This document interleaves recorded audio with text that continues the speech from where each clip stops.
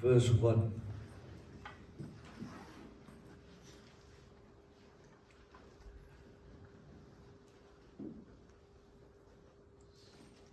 In die 2020 vertaling sê hy, maar nou, so sê die Here, jou skepper Jakob, die een wat jou gevorm het, Israel. Moenie bang wees nie, want ek het jou losgekoop, ek het jou op jou naam geroep, aan my behoort jy. Ek het jou op jou naam geroep, aan my behoort jy. An English translation reads, it says, but now the Lord who created you, O Israel, says, don't be afraid, for I have ransomed you. I think the King James talk about redeemed you. I have called you by name. You are mine. I have called you by name. You are mine.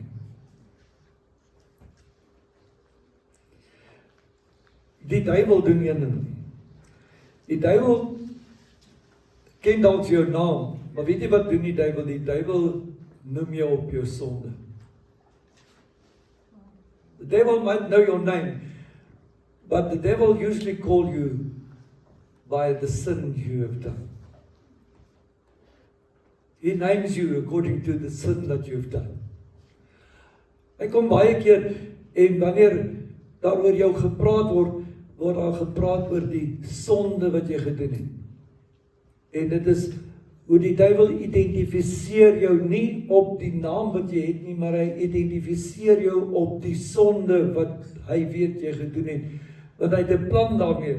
Hy wil jou afdruk, hy wil jou verneder, hy wil jou laat skuldig en laat skaam voel. Because he wants to really embarrass you in the whole situation, and as I will again say, continuously remind you of the bad things that you have done. Many times, most of those things, because you've confessed them all many years ago, God has already forgiven. But the devil still wants to call you by that sin. Die duiwel het hierdie ding in hom, want hy wil jou herinner aan jou sonde, en hy wil jou laat sleg voel. Hy wil jou sleg sê, hy wil jou afbreek, hy wil jou name noem en hy wil jou selfs vervloek. That's why he calls you by your sin, because he wants to break you down, he wants to curse you, he wants to really embarrass you in front of every and anything. That is why he calls you not on your name, but he calls you by the sin that you have done. That's why baie keer as jy selfs lees, dan gaan hy vir jou sê, dit was 'n slegte vrou, 'n prostituut, of sy was 'n hoer, 'n straatvrou. So as hulle loop, dan sal hulle sê, daar is die straatvrou. They will go and say, well, that is a prostitute. So when they see that person walk, even people will come and be used by the enemy to say, well, there's the prostitute. It's not by her name, Mary, Anne, whatever. There's the prostitute. The devil calls you by the sin you've committed. Maar, en dit is belangrik. Jesus ken jou sonde, maar hy roep jou op jou naam. But Jesus knows your sin, but he still calls you by your name.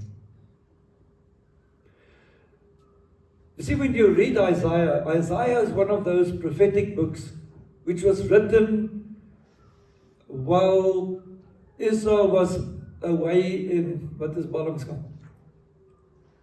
Oh, nou slaat my Engels vas. Terwyl hulle weg was in ballingskap, is die meeste van Jesaja geskryf, en het Jesaja meeste van die tyd gepraat oor die sonde en die goed wat Israel gedoen het, en dan het dit gepraat oor die oordeel van die Here as gevolg omdat hulle ongehoorsaam aan die Here was. When you read Isaiah, many times it's got the messianic prophecies and all that, but it talks a lot about what God's people have done wrong, the sin they've committed, and why they have been taken out of Israel into exile. There's the word. Why they've been taken out in exile in Babylon. But then God always comes back and He talks about His grace, His kindness, and His mercy. And that is why He talks about Jacob or Israel. It's the same term, the same name. He talks about them. And He calls them by name. He does not call them by the sin they have committed. Isn't that wonderful? Ons sien hoe dat die oomblik toe die Here met hulle praat, toe praat die Here en hy noem hom op sy naam. Hy sê Jakob. Jakob is Israel. Want Jakob se naam was verander na Israel en dit is die nasie Israel. En hy praat met hulle en hy sê en kyk wat sê hy. Hy sê want ek het jou gemaak. Hy sê dis wat hy sê, ek het jou gevorm. En daarom sê jy moenie bang wees nie want hy het jou losgekoop reeds toe, nog lank voor Jesus se kruis toe. Kom die Here al en hy sê, maar ek het jou losgekoop. Even though they sinned so much, even though they were so disobedient, that God had to send them into exile to get their attention, to get them to repent. God comes and He says to them that they should not be afraid because He has redeemed them. He paid for them already then, long before the crucifixion of Jesus. He already gave the promise. He already pronounced His grace over His people even though they have sinned. He does not continue to call them by their sin. He calls them by their name. Hy hou nie aan om hulle die kapittel en oor hulle sonde, hulle op hulle sonde naam te noem vir dit wat hulle verkeerd gedoen het nie. Hy noem hulle op die naam en hy sê, ek het julle gemaak. I have made you. Therefore, don't be afraid. I have called you by your name. You are mine. Ek het jou op jou vandag dink ek noem, ek het jou op jou naam geroep, jy is myne. Jy behoort aan hom. Broers en susters, die duiwel is baie lief daarvoor om 'n mens aan jou verlede te herinner. Vir al die slegte dinge in jou verlede. Dis nog 'n snaakse ene daar. Veral baie keer wanneer jy stilte tyd hou, Bybel lees, bid. En skielik dan begin jy dink aan die lelike goed wat jy gedoen het jare terug. Beleef julle dit ook soms? The devil, he really wants to remind us of the bad things that we've done, because he wants us to feel guilty. He wants us to feel dirty. He wants us to feel that God does not love us. He wants us to be ashamed about what we have done so that we would go and hide away from God. Because we are ashamed. Because He reminds us of the bad things. And mostly it will be the worst things that you've done. He will continuously just bring it up in your mind, in your thoughts. Hy gaan gedurig deur vir jou herinner. Jy weet, onthou jy daai dag het jy gesteel. Onthou jy daai dag het jy dat gedoen. Onthou jy daardie dag het jy onbehoorlik na 'n vrou gekyk of 'n man gekyk of wat ook al. En hy wil jou herinner daaraan. Hy roep jou op jou sonde. Want hy probeer jou weghou van die Here af. Dis hoekom hy noem jou ook op jou sonde. Hy roep jou op jou sonde. En nie op jou naam nie. Want as hy jou kan herinner aan jou verlede en wat lelik is, dan wil dit vir jou voorkom dat daar is geen hoopvolle toekoms vir jou nie. Because he will try to create the impression in your heart that there is no hope, there is no real future, you cannot be blessed in the future. Everything must go bad because you were bad.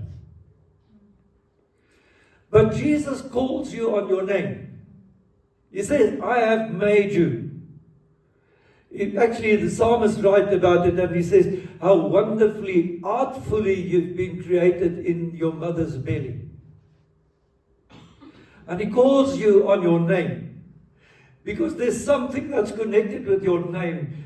Your name means that there is a future that lies ahead of you. A future that God has created for you, where His blessing, His mercy will be part of your life. Elke keer, my broers, my susters, as 'n kind gebore word, ouers begin redelik lank voor die tyd al aan name dink. Kom ek sê jou, die oomblik as hulle hoor, wow, daar's 'n lewetjie op pad, dan begin pa's en ma's al aan name dink. Oupas en oumas begin ook wonder, wat gaan die kind se naam wees? En dikwels het ouers, wanneer hulle 'n kind 'n naam gee, een ding in hulle harte vir daardie kind, en dit is dat daardie kind sal vooruitgaan, suksesvol wees, geseën sal wees. Ek kan nie dink dat ek al ooit iemand raak geloop het wat 'n kind 'n naam gee met die bedoeling dat dit vir die kind moet misluk en sleg meegaan nie. Every parent, the moment that they start to name a child, they have a blessed, prosperous future in mind for that child with that name. Sometimes people are very elaborate to get a name with all kinds of meanings and stuff. If you are like me, then it is just, oh, I like this name, it's a beautiful name. And if you give your child that name, with it is the intention that my child must be blessed by God in every walk of life. So dit is wanneer Jesus kom en hy noem jou op jou naam, is dit omdat hy, wanneer hy jou naam uitspreek, ook oor jou lewe 'n hoopvolle en 'n geseënde toekoms oor jou lewe uitspreek. Wat hy eintlik doen is, as hy jou op jou naam doen, dan praat hy van die potensiaal wat daar in jou is. Wat reeds van die skoot van jou moeder, toe hy jou kunstig gevorm het in die skoot van jou moeder, reeds in jou geplaas is. As hy jou op jou naam noem, is dit om daardie potensiaal te ontsluit en los te maak, sodat jy in Christus kan wees wie hy jou bestem het om te wees. Wow! Die duiwel kom en hy noem jou op jou sonde, want hy wil jou afbreek. Jesus noem jou op jou naam, want jy behoort aan hom, jy is spesiaal. Broers, susters, hy met sy lewe die prys vir jou en my betaal. En as hy jou en my op ons naam noem, is dit omdat hy in ons potensiaal geplaas het, en as hy ons op ons naam noem, is dit sodat daardie potensiaal verwesenlik en werklikheid word. Wow! Een ding is, die duiwel breek. Hy breek af. Kyk net, ons ken die bekende Johannes 10 vers 10, the very well known John 10 verse 10. 'n Dief kom net steel en slag en uitroei. En dis van die duiwel wat Jesus hier praat. Jesus is talking about the devil. A thief just comes to steal and destroy. That we know, that we see every day in our lives.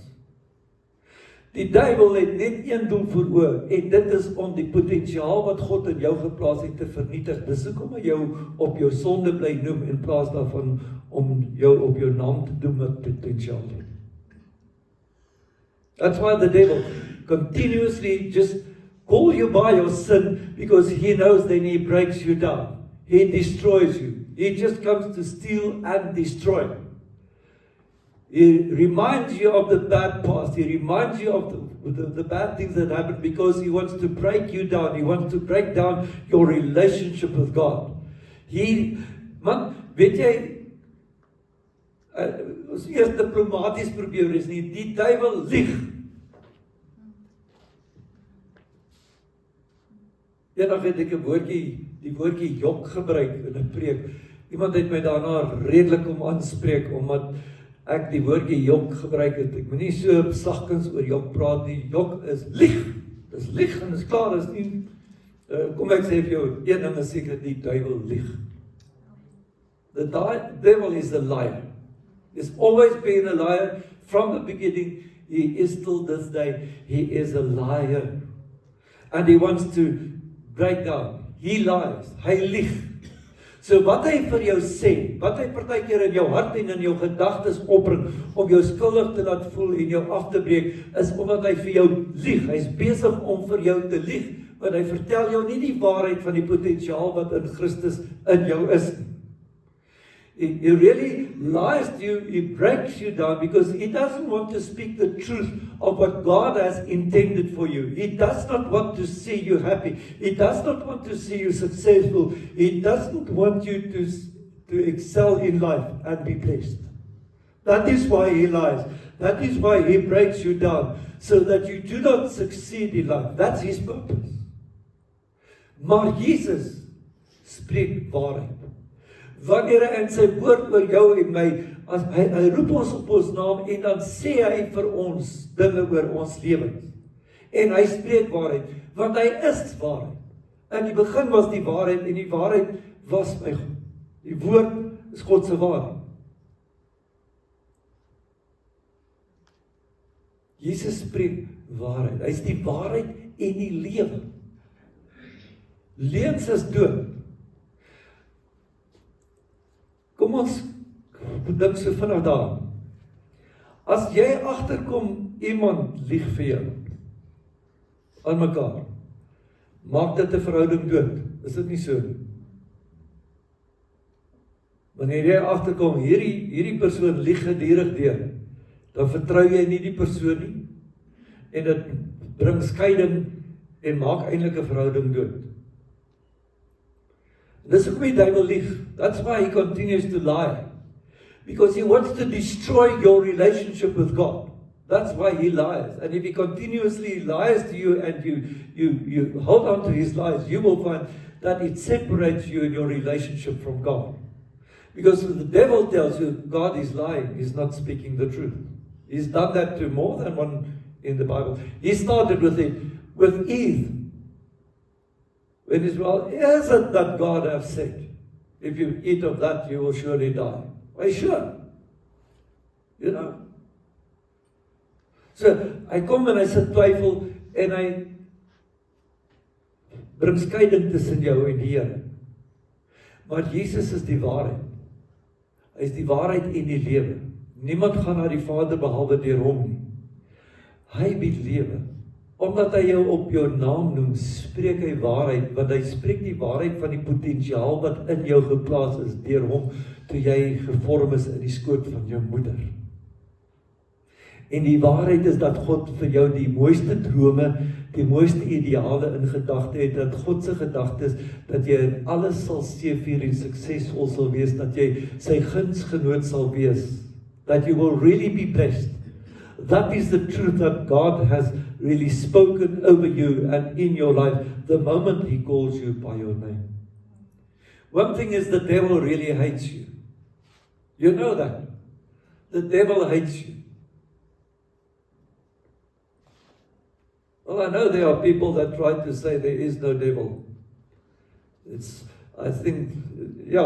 Christian theologians, I know them by name, which I can say, some of them said, no, it is some middle-aged patriarchal discrimination thing that's to make people fearful. That is why people say there's a devil. It's scary that people can think so. Maar Jesus het hom genoem, meer as een keer, Jesus spreek waarheid. Die duiwel haat jou. Jy moet nie dink as hy vir jou enigiets doen of enigiets gee, dis omdat hy lief is vir jou en vir jou omgee nie. Dis omdat hy jou haat en hy jou van God af wil weggee. Maar Jesus het jou lief. So lief dat hy sy lewe vir jou gee. So lief dat hy met jou praat, so lief dat hy jou op jou naam noem. In die wêreld goed, ek vind dit het miskien al verander met die huidige generasies en die tipe van goed. Maar toe ons jonger was, wat ook al, het ons altyd geleer om relatief mense aan te spreek, meneer, mevrou, oom, tannie. En veral is dit ook nie mense wat goed ken nie. En ons noem eintlik net mense op die naam met wie ons 'n redelik nabye verhouding het. Nou vandag sien ek ou, weer die eerste keer hulle lewens met my te doen, hulle bel my oor die foon oor iets en hulle noem my klaar op my naam, hulle sê nie is my meneer Venter nie, is nog op 'n tydjie vir my weer. En dan sê ek, jong dogtertjies 19 jaar oud, dan noem hulle my ook op my naam, sê, jette, okay, ek is nog geleer, ek is 'n oom of 'n tannie of so iets, maar ek identifiseer dan ook as 'n oom.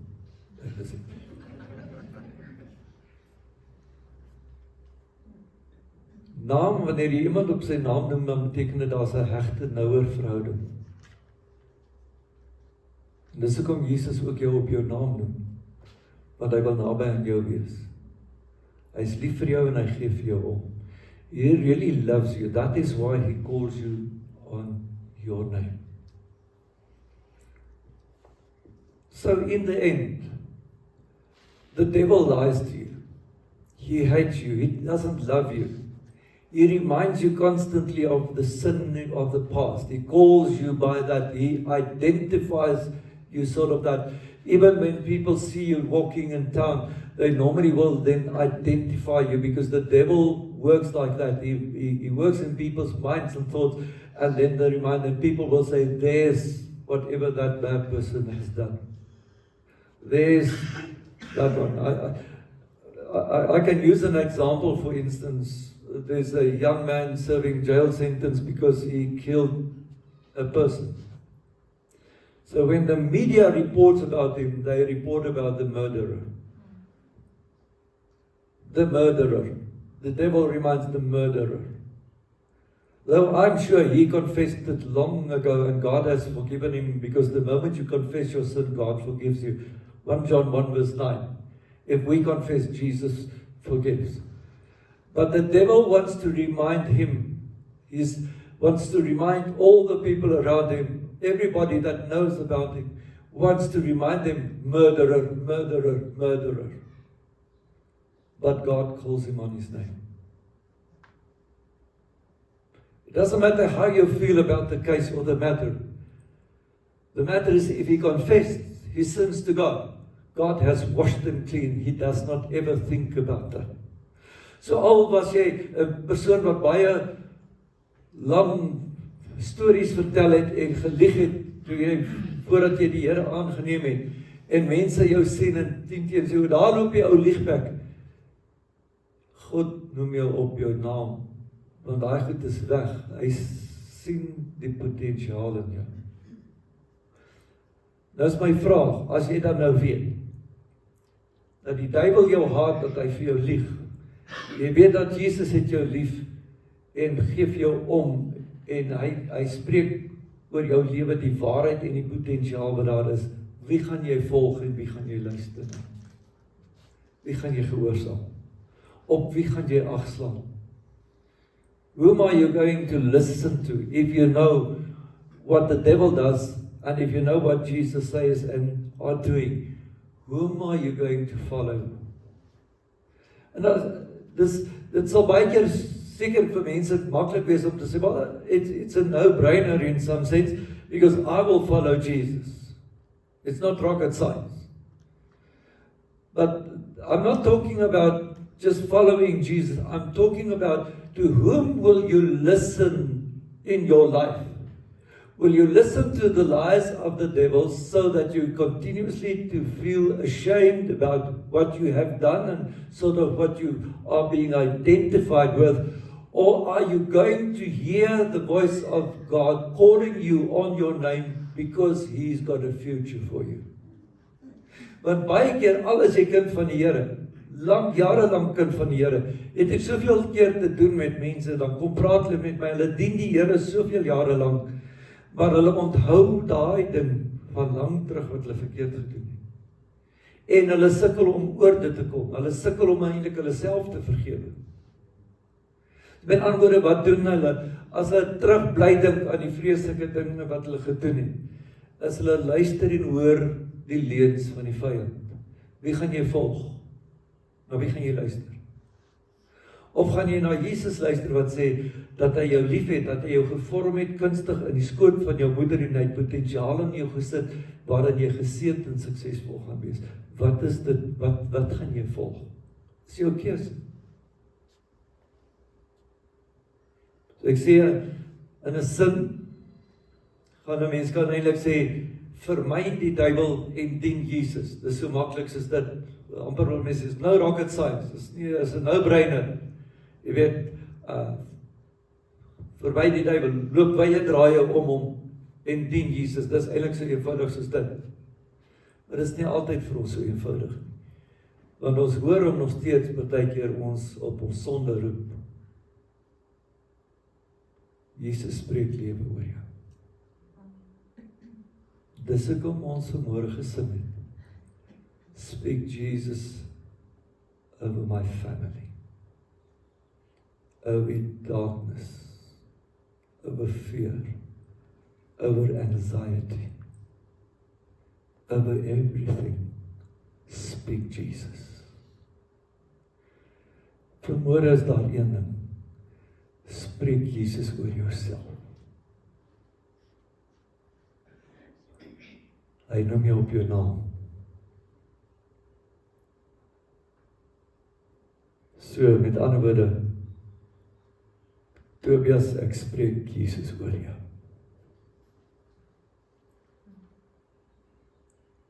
Tobias, ek spreek Jesus oor jou. Wat gaan jy doen?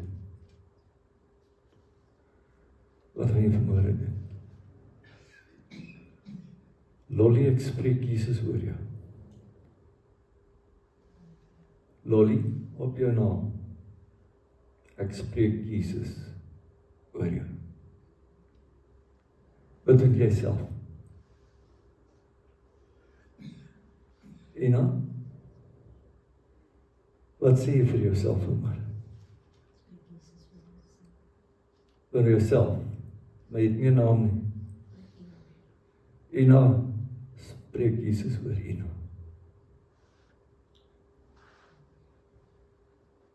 Jou naam het potensiaal. Ek het jou op jou naam geroep. Jy behoort aan my. Jou vertaling sê jy is myne. Ek behoort aan Jesus. Ek spreek sy naam oor hom. As 'n ander teks wat sê ons naam is in sy handpalm gegraveer en niks en niemand sal dit uitdruk nie. Our names are engraved on the palms of his hand, and nothing and nobody will take it away. Liefie, ja, stop vir my asseblief. I speak Jesus.